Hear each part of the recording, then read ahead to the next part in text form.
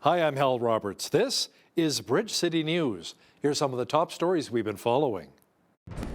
At least 13 people were injured after a gunman opened fire at a New York subway. As fighting in Ukraine rages on, Russian President Vladimir Putin says Western powers will not be able to isolate his country through sanctions. And BCN's Micah Quinn has details of a campaign that's been launched to help raise money for a new center in Lethbridge for victims of child sexual abuse. Your nation, your province, your southern Alberta. From the heart of Lethbridge, it's Bridge City News with Hal Roberts. Thanks so much for joining us. Police in New York City are still looking for a man who shot and wounded a number of people at a subway station in Brooklyn's Sunset Park neighborhood. Authorities say at least 13 people were hurt, 10 by gunfire. Witnesses say the attack left wounded commuters bleeding on the platform and inside of the train cars. A number of smoke devices were found at the scene, and the suspect ran off wearing a construction vest and a gas mask. Now, witnesses in New York described what they saw following the attack at the New York City subway station. We saw cop cars pulling up, so we were concerned. We were going to go outside and check what was going on, but we didn't actually go downstairs, which we're glad we didn't. But, you know, we saw an ambulance coming out with a stretcher with a person on it. Their leg was injured. I'm not sure exactly what went on or what was going on. And then we saw after that 2 ambulances coming out with 2 people like hopping on one leg. Rescue workers in Kharkiv, Ukraine, continue to battle fires as the city came under attack from Russian shelling. Sources say at least 5 more people were killed, including a young boy, during the recent attack. Ukrainian officials have reported new fighting in the east and are urging civilians to leave.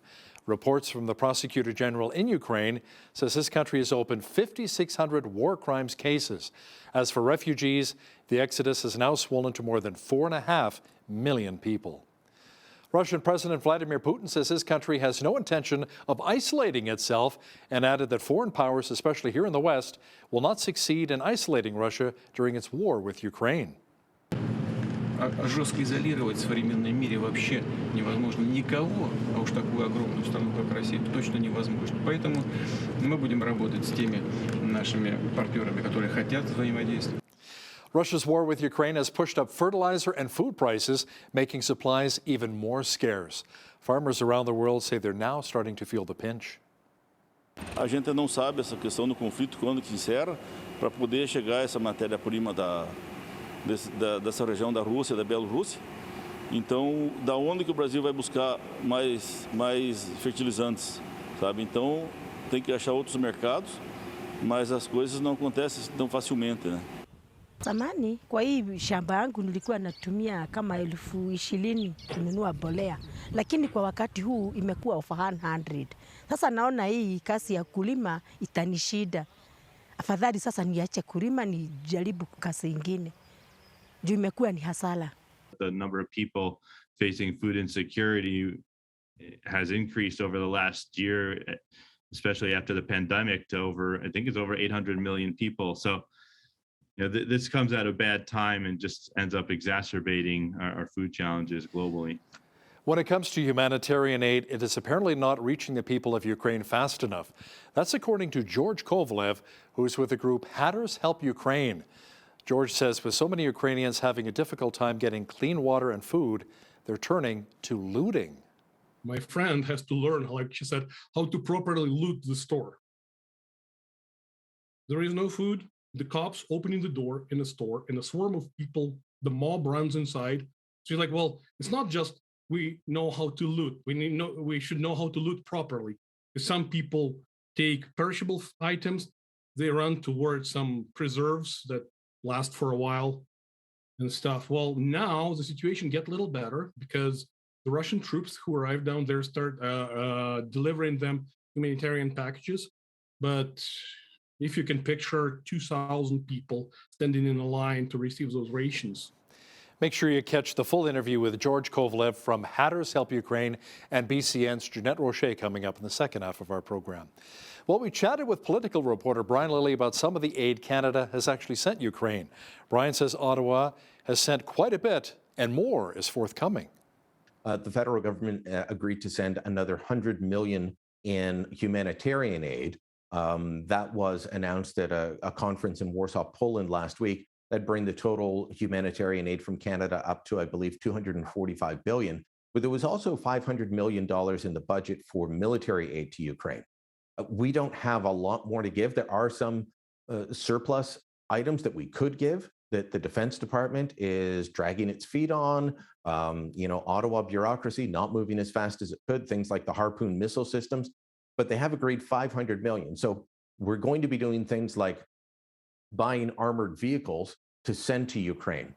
Brian Lilly will have more on how Canada's helping Ukraine and the latest with the Conservative Party of Canada leadership race. That is coming up after Business News. Federal Finance Minister Chrystia Freeland began her cross-country tour promoting the recent Liberal NDP budget. She met with a number of Quebec MPs in Montreal, saying how green energy is a great economic opportunity for Canada. I know that Canadians are smart and entrepreneurial. We have an excellent framework for building a green economy here. And that is not only the right thing to do for the planet, it can be and it needs to be a competitive advantage for Canada in the world. You know, the jobs numbers that we had the day after the budget were phenomenal. We are now at 115% of the jobs we had when COVID first hit. Unemployment is at 5.3%. That is the lowest it has been since comparable data started being collected in 1976. Well, we're supposed to be enjoying warm spring-like temperatures here in southwestern Alberta, but not this week. Jeanette Rocher is in now with an early look at the forecast. Jeanette, we had a few flurries. How long will the white stuff last? Well, at least through Wednesday, Hal. And then on top of that, we're going to see possibly more flurries coming up this weekend. It's great news if you're planning to head to the mountains this long weekend for some skiing or snowboarding. But for the rest of us, it really does feel like winter is never ending. So in addition to the extra centimeters that we're going to see this evening and into tomorrow, Wednesday, the temperature is also going to drop drastically down to -11 tomorrow before warming up again. I'll have all the details coming up later on in the show. Thanks so much, Jeanette. The government of Alberta says it will continue to invest in technology to help create more employment for Albertans. Jobs Minister Doug Schweitzer says his government is seeking to create 20,000 new jobs and see Alberta's technology companies generate $5 billion more in annual revenue by the year 2030. Schweitzer says, however, that skills training is vital to help fill those jobs. We need all the range of skills from people that are going to be doing micro-credentialing all the way up to the most advanced people doing data science and high-end artificial intelligence training at schools like the University of Alberta, as well as quantum science technology at the University of Calgary. So we're launching initiatives like our micro-credential initiative that we did earlier this year with a pilot project, we did with a $5.6 million project with the University of Calgary. We also want to increase the enrollment. So you saw in our last budget an additional $600 million for skills, for training opportunities in Alberta. We need to increase the enrollment in programs like computer science, engineering, data science as well. So we're going to make sure we can increase that capacity because right now we have thousands of job opportunities in Alberta and we've got so many people that want to fill those jobs. We have to increase the capacity at our post-secondary institutions. Following Tuesday's announcement, Darren Billis, NDP critic for economic development and innovation, says the UCP has caused historic damage to post-secondary institutions, including cutting 2,600 tech spaces that would provide the workforce needed to grow our tech sector. A man who was charged with conspiracy to commit murder at the Coutts border blockade protest has waived his right to a preliminary hearing. The lawyer for Christopher Lysak says his client has decided to go with a trial by jury. Lysak, along with 3 other men, were charged with uttering threats, mischief to property, and possession of a weapon after police found a stash of guns during the protest at Coutts. He and the other men charged will be back in Lethbridge Court on April the 25th. The town of Raymond will be releasing results next week about a poll to allow the sale of alcohol. The town has been a historically dry community and has been polling residents about whether to keep the community dry, allow alcohol, or to only have it permitted in licensed restaurants. Curtis Pratt, the Chief Administrative Officer for the town, says this is a decision that council wanted community input on. Since Raymond's founding, it's been a dry community. It was concluded under the Prohibition Act in June of 2020. Prohibition was removed and Raymond was no longer a community where alcohol was prohibited, we just became a community without license. And so with that decision and the province downloading that responsibility to the local councils, council wanted to go through a process of determining what the community's current feelings were on the topic, and if it's something that they were interested in now, or if they still wanted to hold true to that original kind of founding settlement mentality. And so that was kind of the genesis for the conversation. Council didn't want to make the determination on themselves. They wanted to reach out to the public, engage their feedback. Pratt adds the town council appreciated all of the public input into the poll. A campaign has been launched to help raise money for a new centre in Lethbridge to support victims of child sexual abuse. The Chinook Child and Youth Advocacy Centre has started their Paper Heart campaign to bring in funds for a new facility where victims of abuse can go to have a safe space in our city. As BCN's Micah Quinn explains now, staff from the centre say they're hoping to be open very soon. We are hoping that renovations will happen and the center will be able to open in the summer. Cheryl Patterson, the manager for the Chinook Child and Youth Advocacy Center, says 26% of the $642,000 for the center's construction has been raised so far. The Paper Heart campaign is now underway to try to raise more money for the yet-to-be-completed center. So we are using the Paper Hearts to raise awareness of our renovation project and bring in donations to help support that renovation of the Chinook Child and Youth Advocacy Center. The new center will provide a safe place for children who have been victims of sexual abuse. So at the Advocacy Center, children will be able to meet with law enforcement. We have support of Children's Services that will be on site as well as referrals to all sorts of other community organizations. Once the center is built, we will have on-site trauma-based counseling that we can offer to the children as well. The rate for childhood sexual abuse in Alberta is at 34%, which means 1 in 3 children will experience it. Where we see increases in stats may be due just simply to reporting, where now individuals and children have designated places to share their story, to bring their concerns forward. If you're interested in donating to the Chinook Child and Youth Advocacy Center, you can purchase a paper heart by visiting the Shaw Charity Classic website and then email proof of your donation to admin@csacleth.ca, and your name will be put on a paper heart that will then be displayed on the center's outside windows. For Bridge City News, I'm Micah Quinn. The Helen Schuler Nature Center is looking for volunteers this spring and summer. Now, the center brings in visitors from all over the country and monitors natural activities in the river bottom.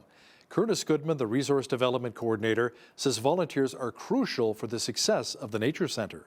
Well, volunteers are instrumental to the daily success of the Helen Schuler Nature Center, whether they're greeting visitors as they arrive in the exhibit room at our facility, whether they're out on the trails helping to act as the eyes and the ears of the Nature Center, reporting back different seasonal happenings and hazards that may be taking place out in the river valley, so we can make sure that the river valley is safe for everybody.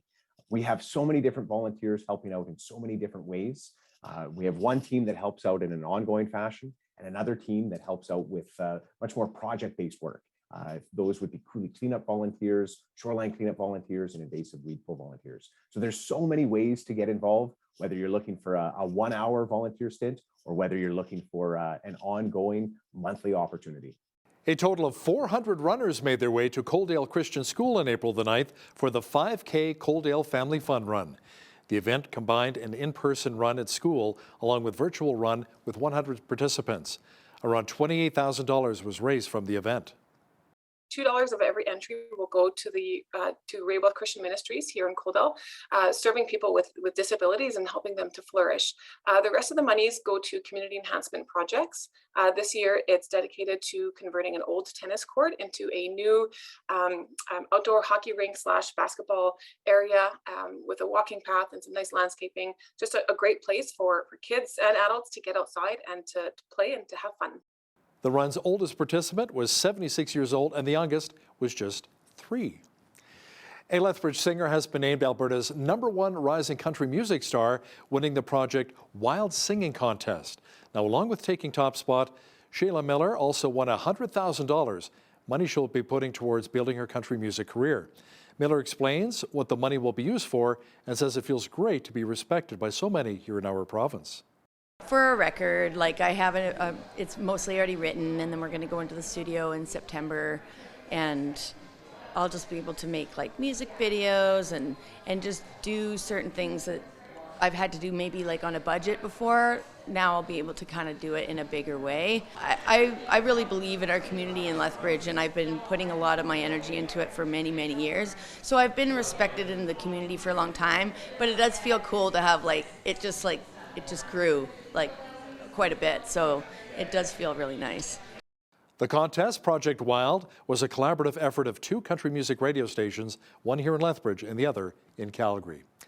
Well, there's a new employee at a Lethbridge diner who has created quite an impression with her coworkers and customers. In this next story, BCN's Naveen Day visited the eatery and had his lunch served by the new attendant, a robot.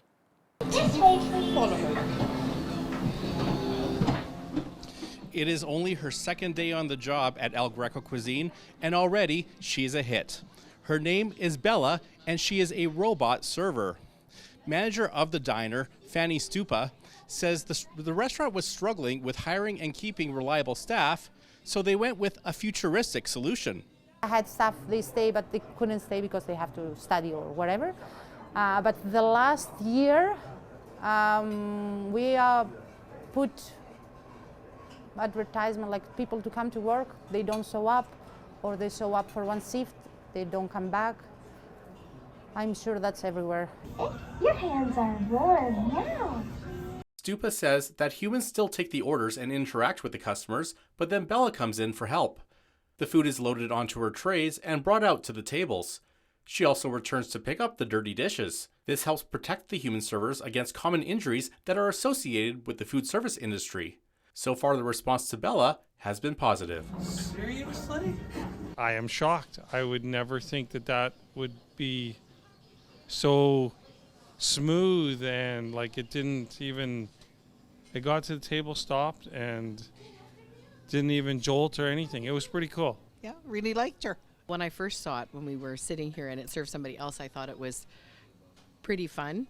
And so I was snooping, and then when it brought us our food, I thought, oh, this is awesome. Stupa says the cost of a robot server is about half of what it costs to have a human server, and expects Bella will pay for herself within 3 years. Hi. You can go back. Thank you. Bye. Take care. For Bridge City News, I'm Naveen Day.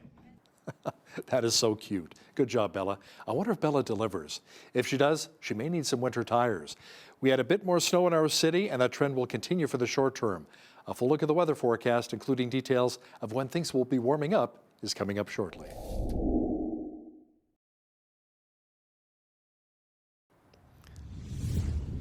You know, if you put the snow shovel and snow brush away, you may have to dig them out once again. Jeanette Rocher is back now with a full look at the weather forecast. Jeanette, how much longer will the cold and snowy conditions continue? Well, it should last at least through Wednesday, Hal. We are looking at another 2 centimeters this evening with 50 kilometer per hour winds into tomorrow, Wednesday. We are looking at another 2 centimeters with 40 kilometer per hour winds. Also overnight low -11. Tomorrow's high -7. It might actually be colder now. We're looking at only a high of -11 tomorrow, so it's going to get colder before it gets warmer. Thursday, though, mainly cloudy skies, -6, -2 on Friday. We are expecting another 60% chance of flurries Saturday and Saturday evening, -1. The high into Sunday, a 40% chance of flurries, 5 degrees the high. So there you go. If you want to go skiing or snowboarding, now's your chance this weekend. It is the long weekend also. On Monday, though, Easter Monday, looking at 13 degrees the high, so we're back. That puts us back up in the teen temperatures, so well above average for this time of year. Average high for this time of year, 12 degrees. -2 is the average low. 24 was our high temperature back in 2004, and -14 was where we were at in 1968. 6:45 is when the sun rose this morning. Sunset this evening at 8:19 p.m., giving us over 13 and a half hours of daylight. Now, after some yucky, rainy weather today and this evening, we're looking at, mainly sunny skies, partly cloudy skies tomorrow. Victoria, 9 degrees the high, 11 the high in Vancouver tomorrow, -7 the high in Edmonton, and in Calgary, looking at some light periods of snow ending in the afternoon, -7 the high there. As we look to the rest of the prairies, we're seeing snow in Saskatoon, -6 the high, -6 also the high in Regina with snow and blowing snow. Winter storm a warning issued for Winnipeg tomorrow. They could see quite a bit of snowfall. 0 is the high there. Into Toronto tomorrow, we're looking at rainfall. 17 the high, though. Lovely temperature. 12 degrees the high in Ottawa. And Montreal could get quite a bit of rain as well. 11 degrees the high there. So they could get about 5 millimeters. At times feeling very heavy with that rainfall in Montreal. Fredericton tomorrow, sunshine, 12 degrees, 12 the high in Halifax tomorrow with rain. 6 in Charlottetown, partly cloudy skies. Now St. John's going to have flurries, and then it's going to change to showers and flurries. So you'll get that fluctuation in there. 3 degrees the high with some windy conditions as well. So there you have it. That is your forecast. Low-cost carrier Flair Airlines could lose its right to fly in Canada over concerns that too much of its operations are controlled by a partner in the United States. The country's transportation watchdog says the airline's operating license could be suspended on May 3rd, leaving Canadian air travelers with summer travel plans stranded. Some believe the airline has long been playing too loose with Canadian ownership requirements. Industry experts say if you're purchasing a ticket beyond May 3rd, to buy insurance and prepare for some turbulence along the way. The review by the federal government says even though Flair is based in Edmonton, its major partner is Miami-based 777 Partners, which invested heavily in the airline in 2018. American Airlines says its first quarter revenue will be slightly better than what Wall Street expected. That is an indication that demand for travel has been strong and fares are rising. The airline says revenue is still expected to be 16% below pre-pandemic levels in 2019. Officials say costs are also rising faster than American expected just over a month ago. A Canadian recall of some Kinder brand chocolates has added more products to its list just before the Easter holiday. The Canadian Food Inspection Agency says the recall is linked to an outbreak of salmonella in Europe. Fortunately, there have been no illnesses reported here in Canada. The recalled items include the Kinder Advent Calendars, Kinder Surprise Trolls, Kinder Surprise the Smurfs, and the Kinder Surprise Frozen. The affected products have best before dates ranging from March 2nd to November 29th of this year. Now, here's a look at today's markets. The TSX was down 75 points on the day to finish at 21,715. The Dow was down 87 points to 34,220. The S&P 500 was down 15 points to 4397. And the Nasdaq was down 40 points on the day to 13,371. West Texas Intermediate Oil was up $6.67 on the day to $100.96 U.S. per barrel. Natural gas was up 4 cents to $6.68 U.S. Gold was down 8 cents to $19.6668 U.S. an ounce. And silver was down 3 cents to $25.34 U.S. an ounce. Feed wheat is at $13.82 per bushel. Barley is at $9.69. Canola is at $25.81, and corn is at $11.78 per bushel. Live cattle were up $1.43 to $139.95. Feeder cattle were up $1.10 to $157.75, and lean hogs were up $1.20 to $99.63. The Canadian dollar was down slightly over the past 24 hours to 79.08 U.S.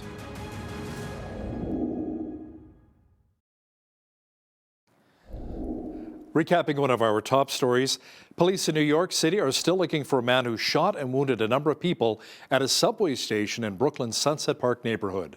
Authorities now say at least 16 people were hurt. Witnesses say the attack left wounded commuters bleeding on the platform and inside of the train cars. A number of smoke devices were found at the scene, and the suspect ran off wearing a construction vest and a gas mask. CPC leadership hopeful Pierre Poilievre has been spending a lot of time here in Western Canada. Many believe the CPC leadership is Poilievre's to lose. We hear the thoughts of political reporter Brian Lilly to see who Pierre Poilievre's stiffest competition is. That interview is coming up shortly.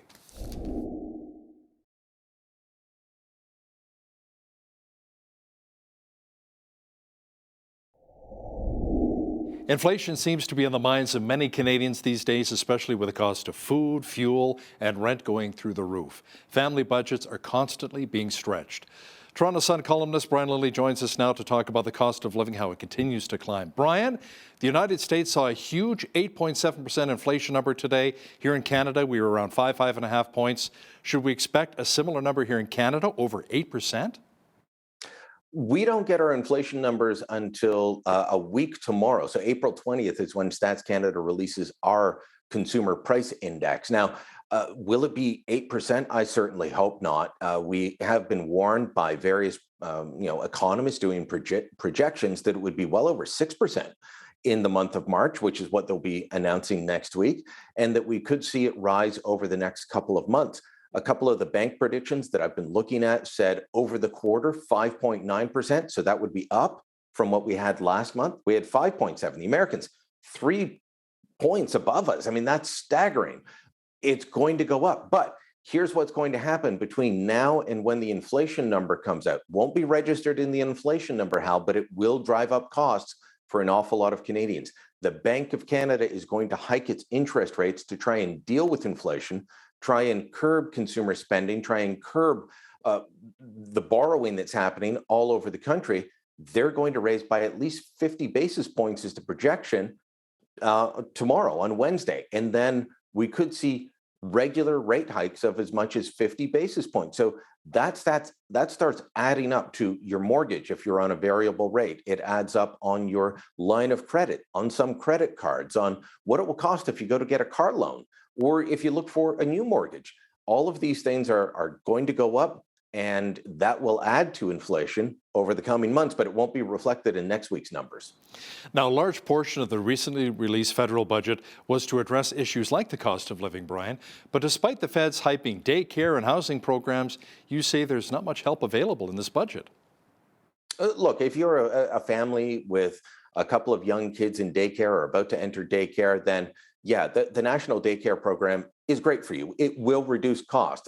It's not the model I would have chosen for the government to move forward on, but it will reduce costs. It's their way of doing it. But if you don't have kids, that doesn't really matter. If you're a childless couple, if you're a senior, if your kids are grown, if you're single, these things don't matter to you anymore. And on the housing issue, they were hyping this as a way to bring down the cost of housing. Many of the programs don't start till next year or later. They won't have an impact for some time. I believe it was Royal Bank put out a report through their economics department stating that, eventually this might bring down costs, but not in the short term, not for anyone looking to buy a house right now. So there's some good things in there. I will give the government credit. It's always important to do that, even though I mostly disagree with them. They have one program that some provinces are already enacting, and Pierre Poilievre has adopted part of this as part of his campaign promise. It's to use the federal spending power to tell municipalities, you want the money? Well, you got to start letting homes be built. And both provincial and federal governments across the country are fed up. They're frustrated with municipalities who put up roadblocks to building new housing, which is one of the real problems that's driving up the affordability crisis for home ownership in Canada. Now, Finance Minister Chrystia Freeland called this a fiscally responsible budget, as did a lot of the mainstream media, Brian. Now, you say the numbers actually tell a different story. Can you explain? Okay, so yes, she's spending less money, but she had to. An awful lot of the money that was being spent over the past couple of years were on COVID support measures. But let me put some of this into perspective, Hal. Compared to the height of the COVID spending, which would be 2 years ago when we didn't have a budget, but the federal government handily put this into their current budget, spending is down about $172 billion. Think about that. They've reduced spending by $172 billion. We don't need the wage subsidies like we did. We don't need CERB like we did. We don't need so many of the support programs, and which many Canadians would say, yeah, those were vital and those were needed at the time. We don't need them now. So we're not spending the money. So we're down more than $170 billion. Government revenue is up $92 billion. And we still have a deficit of $52.8 billion projected for this year. That is staggering. Up $92 billion in revenue, and we still have a $52.8 billion deficit. And the deficits are going to go on for some time. In the next few years, right now, we're spending more or about the same. It's tough to tell because they don't give clear numbers in the budget, believe it or not. More or about the same on the interest on the debt as we are on the military. And we all heard that there was going to be great fanfare. There's huge military spending. There's not really. but the deficit spending is 25.9 billion just for the interest. That's like just paying the interest on your credit card, but never paying it down. That's projected to go up to over 42 billion over the next couple of years. If you can call that fiscally responsible, I don't want you looking after my bank account. So, Brian, let me ask you something. With the national debt at about $1.2 trillion, how will this really impact Canadians long term? Long term, that 42 billion that I said we're going to be spending just on the interest on the debt will squeeze out other spending. Look, wherever you sit on the political spectrum, we all believe that there are certain things government has to do, whether it's building roads, bridges, highways, infrastructure, a certain social safety net, and we can debate about where that has to be. But if you're spending this consistently being taken up by interest payments on the debt, never mind paying down the debt, how do you afford these other things? We are adding to the debt every year for as far as we can see, and the interest payments just keep going up. So that minimum monthly payment that everyone will tell you, you can't just make the minimum monthly payment, that's all we're doing. And that's going to continue to squeeze out everything else for generations to come. And the debt will get bigger, and eventually we're going to have to pay it off, or at least part of it. That's going to be saddled on future generations, not on you and me. You and I, we're paying off for the last Trudeau we had in office. We're still paying off his fiscal excesses, and future generations will pay off this Trudeau's. Brian, the federal Conservatives will be picking their new leader in September. One of the frontrunners, Pierre Poilievre, is spending some time right here in southwestern Alberta right now. We saw him at a recent Starbucks, had his arm around somebody, people doing the selfies. Now, it seems that everywhere Poilievre goes, he's drawing pretty large crowds. Do you think he's a lock to win the leadership of the CPC? I can't say that he's a lock, but I can say it's hard to see if he is selling memberships to these people, how he doesn't become leader. We don't know the internal numbers. Are some of the others selling 1,000 memberships a day, as they have to be able to sell in order to win? Can't tell. We don't know those numbers, and we don't know what Pierre Poilievre is selling. But those crowd sizes, Lindsay, Ontario, it's not a big town. It's a small town outside of Peterborough, which in itself is not a big city. More than 1,000 people showed up to one of his rallies. Vernon, British Columbia, more than 1,000 people. Again, Vernon is not a major metropolitan center. It's been that way across the country. 1,200 people in the middle of the day in Windsor, Ontario. He's going to be getting big crowds in Alberta. We know that. So if he is translating that into memberships, it becomes tough to beat him. I had even one of I won't say which campaign, but it was a supporter of an organizer for one of the other campaigns admitting that they know it's going to be tough to try and compete with that. Now, publicly, the campaigns are saying, rallies don't sell memberships, but of course they're going to say that. It's difficult for them, though. Privately, they're saying it's difficult to see how they get past this. Now, Jean Charest came out swinging at Pierre Poilievre, saying his support of the trucker convoy disqualifies him from being leader. But Brian, a lot of Western Canadians appreciated the fact that Poilievre supported the Freedom Convoy. Charest hasn't really gone on attack like this before. What's his motivation? So there's a couple of things around this. One, those crowd sizes are generating a lot of buzz, and Charest has to figure out how to generate the buzz. Attacking the front runner is going to generate headlines. You and I are talking about it right now. It's been talked about for the last several days in the media. So that's part of it. The other part is, polling showed that there was a good chunk. It depended on which poll you looked at, but the Conservative Party was not unanimous. They were split. And some of it was geographical, some of it was age, some of it was occupation. It really depended on those factors as to whether or not you supported the trucker convoy. So Pierre Poilievre has clearly come out on the side of that. Charest wants to pitch to other voters. He's trying to get that other portion of the party and say to them, hey, if you didn't like that and you still want to be in our party, then I'm your guy. He had to be out there before anybody else. I'm not sure where Patrick Brown is on that. I think Leslyn Lewis has spoken favorably, but a lot of the excitement that was around her is transferred from the last campaign is transferred over to Pierre Poilievre. So Charest had to do that. He's got to generate attention because those Polyev crowd sizes, and he's got to pitch to a different part of the party, much like he did with the gun issue. 40% of Canadians, or 40% of Conservative voters, support Pierre's position on gun control issues, but 60% support Jean Charest's, including many across Western Canada. So that, you've always got to realize that within any party, within any coalition, positions that you might, that party's definitely this, you look at it, it might be more nuanced, it might be more split. That's what he's doing here. Brian, a lot of our viewers on social media, a lot of our supporters of Bridge City News have called Jean Charest a true liberal. He's not even a conservative. How can he really fight that image, especially with Western Canadians?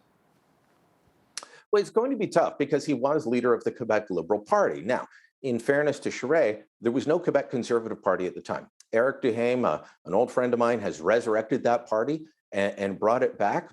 It's only a couple of years old, but there was literally no Conservative Party to run when he was recruited, as he will tell you, by both Preston Manning and Stephen Harper, were among the many Canadians that said, look, I know you're leader of the Progressive Conservative Party, but Quebec needs you to fight back against the growing threat of separatism. This was just a couple of years after the referendum. He had been key to beating back the referendum and for the no vote winning. So he went and led the Liberal Party.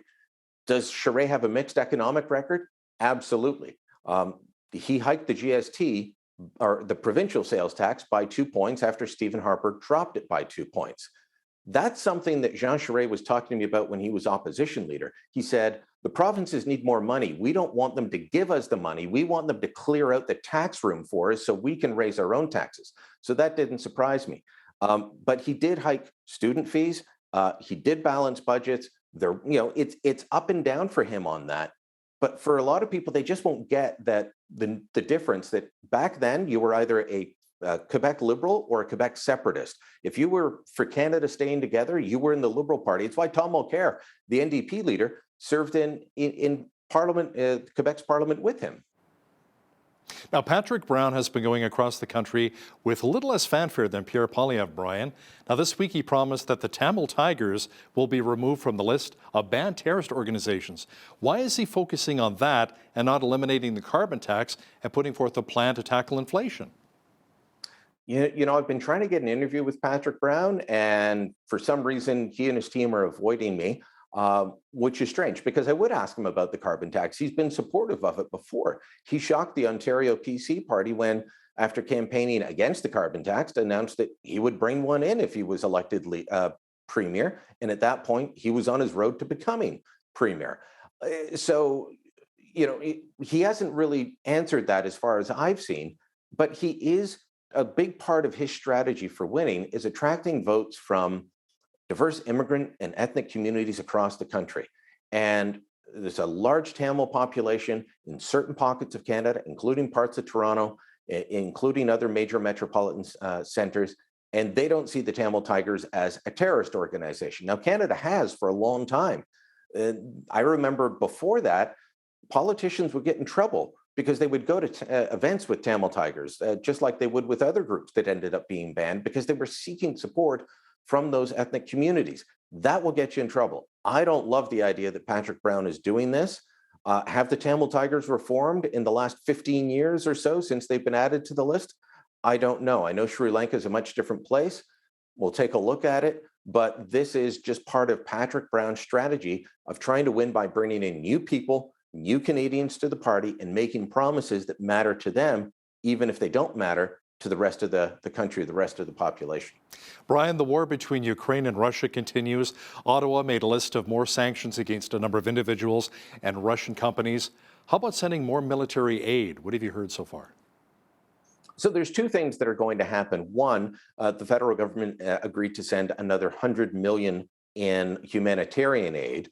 That was announced at a conference in Warsaw, Poland last week. That'd bring the total humanitarian aid from Canada up to, I believe, $245 billion. But there was also $500 million in the budget for military aid to Ukraine. We don't have a lot more to give. There are some surplus items that we could give that the Defense Department is dragging its feet on. Ottawa bureaucracy not moving as fast as it could, things like the Harpoon missile systems. But they have agreed $500 million. So We're going to be doing things like buying armored vehicles to send to Ukraine. How long will that take? How fast can they be made? That remains to be seen. I think the companies will be able to turn them out fairly quickly, but then will they get the export permits? Anything that has a military component to it needs an export permit from Global Affairs. Hopefully that gets cleared away quickly, because in the past, in terms of sending lethal aid to Ukraine, that at times has been a problem. There have been private groups that have raised money to say to the government, look, we'll pay for the lethal aid to go to Ukraine. You just allow the export permits, and the companies manufacturing the weapons here will send them. We won't even touch them. The government has been loath to do that in the past. Some of this stuff is speeding up. It obviously needs to speed up quicker. Otherwise, this $500 million, it could be like a lot of other budget items and just sit there and lapse and never really have an impact when it's needed. Political reporter and Toronto Sun columnist Brian Lilly, thanks so much for your time today. Thank you, Hal.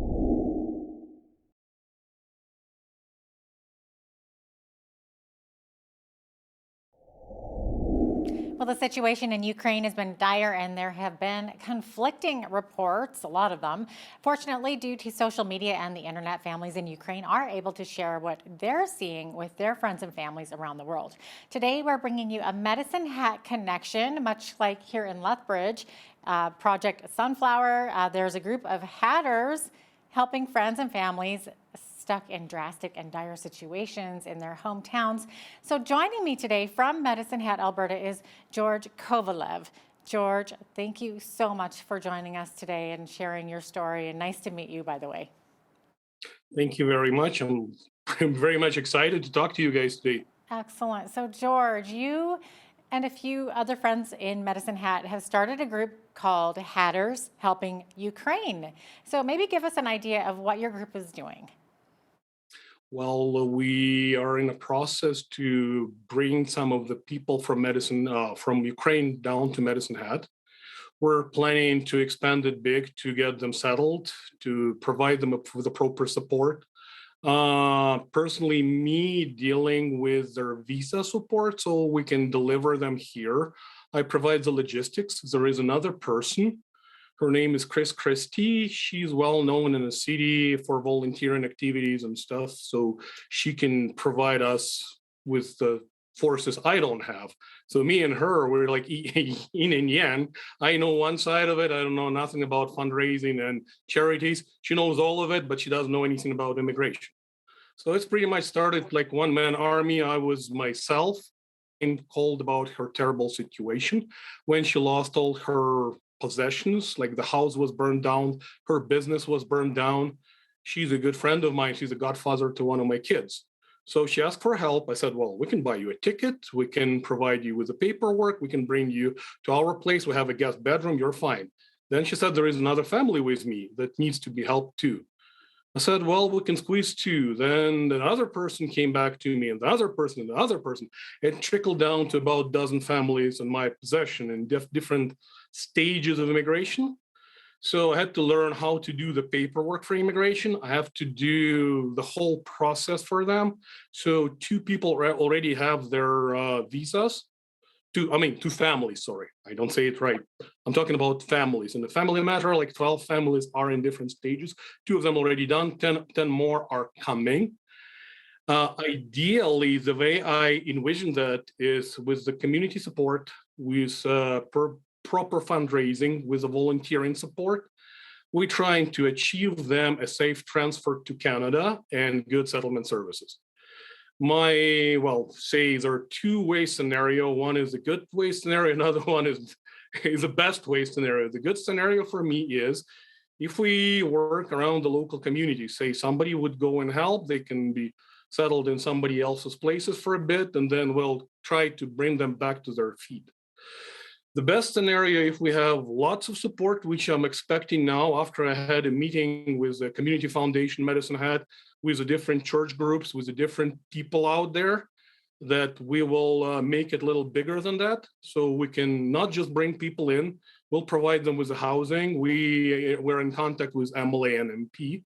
We're working hard with the local community centers. We're working hard with church communities. We're working hard with the local businesses. So we're trying to bring up donations as we speak. my partner, Chris, who knows who's guru in that thing, she brings up to speed the different organizations that she has connections with. I'm doing my part. Well, say for the last 2 weeks, I haven't slept too much because I have calls 3 o'clock in the morning, 5 o'clock in the morning, especially today, like 5 o'clock in the morning. I was awakened by the call, and I already dealt with like 20 people since this morning trying to arrange things. I was going to say, People come in all different. it sounds yeah, like a sorry. full-time job that you're taking on there. Well, unfortunately, my full-time job, I'm an engineer at the natural gas plant, and my boss probably would see that thing. Maybe he wouldn't be so happy about it. Oh, So my goodness. 2 weeks off, I spent those 2 weeks mostly settling things and finding the connections and looking for volunteers, looking for anything I could do to make this happen. Started with just me, then few people, then more people, then more people. So now I hope to spread it big around the community and make it work. Wow. I mean, and it's a wonderful thing you're doing because these people, it just sounds like they're in such a dire situation. And so this starts with your family. So you currently have family members in Mariupol? Yes, I can tell you even more. One of my family members is accounted for. In some way, my stepmom, she's in an area where the fights are still going. I have no connection with her since, say, March 15th. Two other members of my family staying in a bomb shelter in a milk factory out there with 140 other people, and they scarcely have any food or whatsoever. My other part of the family lives in apartment that they took from somebody else, well, abandoned apartment pretty much, with no water, no power, no heating, no phone connection, nothing. I managed to help some of them, so we provide them with the food rations, fresh water delivered to them. I got the SIM cards for their cell phones. The only problem with the cell phones is like they have no electricity, so you can't charge them. So now we have, I'll call it a radio silence, because they turn off the phones from, like they turn them on from 7 to 8 a.m. and from 6 to 7 p.m. So that's the only time limit when I can hook up to them. Well, they do whatever they could, and I have a misfortune not to deliver my in-laws. My mother, father-in-law are staying in that bomb shelters. They don't want to leave. We tried, we sent the volunteers to them. We tried to relocate them. They refused. So I think it's lots of PTSD there. They've seen some horrors. They've seen their life crashing. For sure. It sounds like these people are just in such dire straits. And we've been hearing reports too that they have no access to food or water. Is that true? That's true. I would tell you even more. My friend has to learn, like she said, how to properly loot the store. There is no food. The cops opening the door in a store, and a swarm of people, the mob runs inside. So you're like, well, it's not just we know how to loot. We should know how to loot properly, because some people take perishable items, they run towards some preserves that last for a while and stuff. Well, now the situation get a little better because the Russian troops who arrived down there start delivering them humanitarian packages. But if you can picture 2,000 people standing in a line to receive those rations. Yeah. I have some really heartbreaking stories about people who died of starvation. Oh. And it's 21st century in Europe. I have stories of people died of freezing to death. Because when the war started, like, well, see, there was no heating.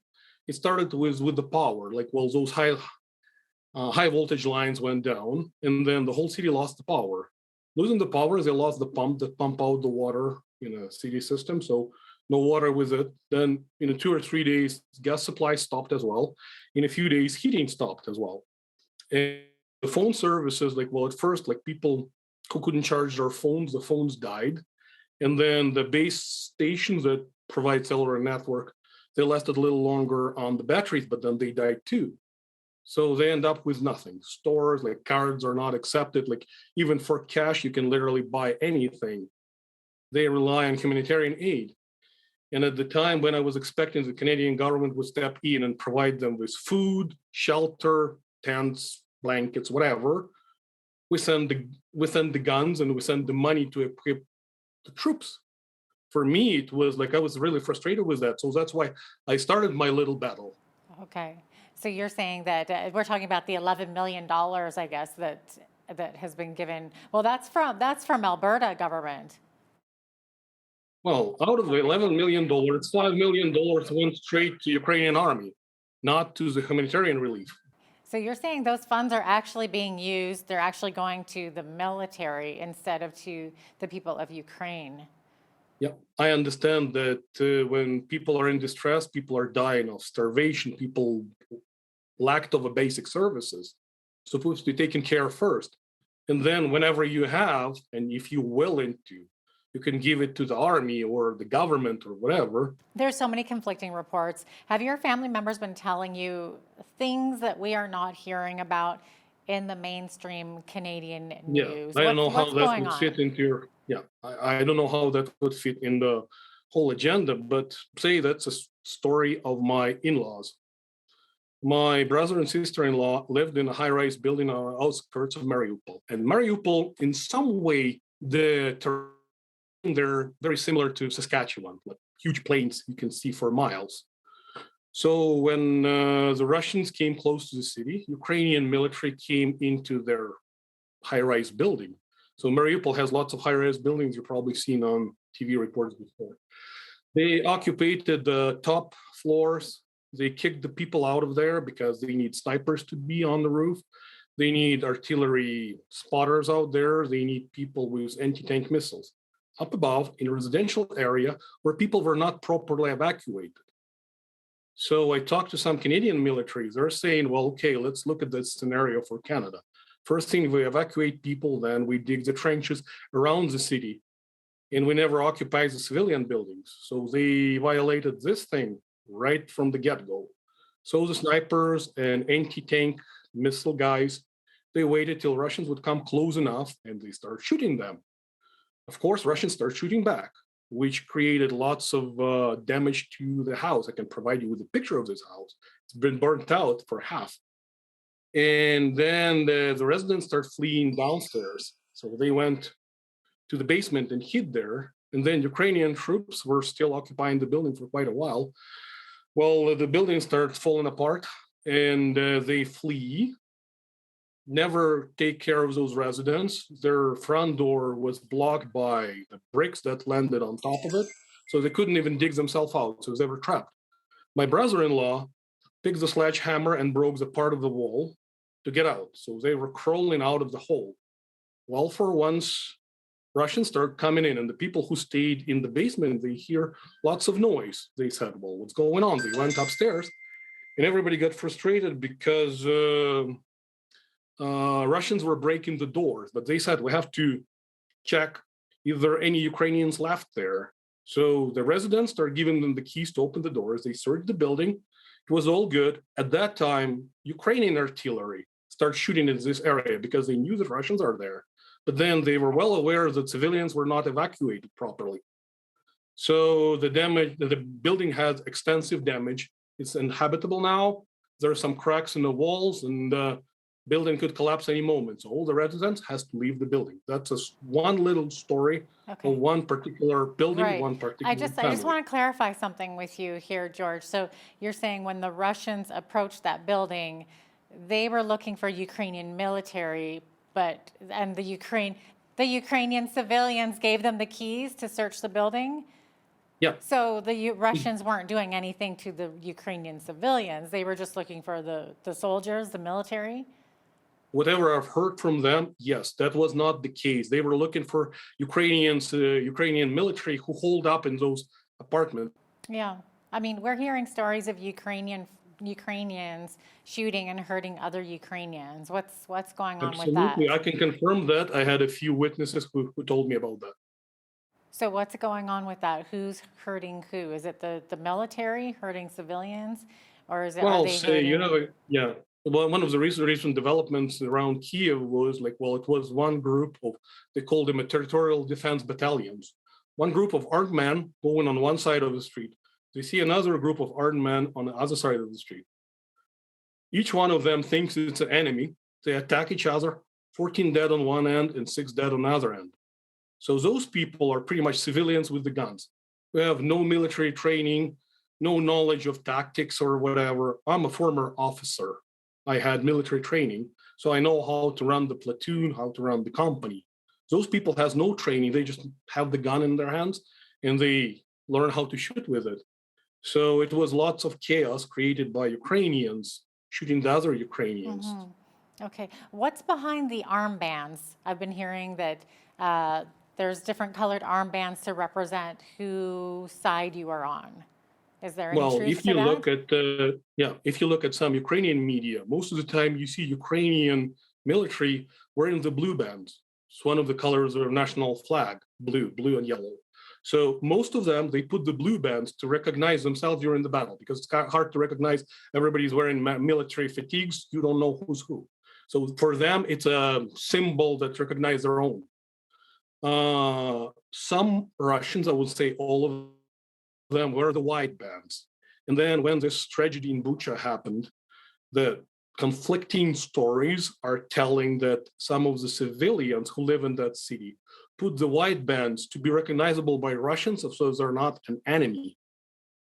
And when Ukrainian militia battalions, those poorly trained people, came in there, they started shooting in this. Well, that's what those reports are saying. I witnessed that. I can't say for somebody else. They start shooting the people white bands because they consider them traitors. They consider them collaborating with Russians. So for them, it was a big deal.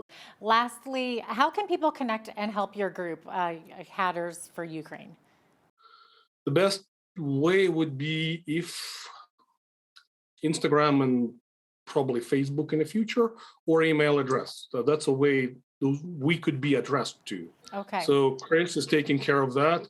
I'm still working on my little project with bringing Ukrainians over and how to safely deliver them here and provide them with the proper paperwork so it works out for us. George, it looks like we are out of time, but thank you so much for joining me today and for sharing all this information. No problem. Thank you very much. I'm Jeanette Roche on behalf of all of us here at Bridge City News. Thanks for watching.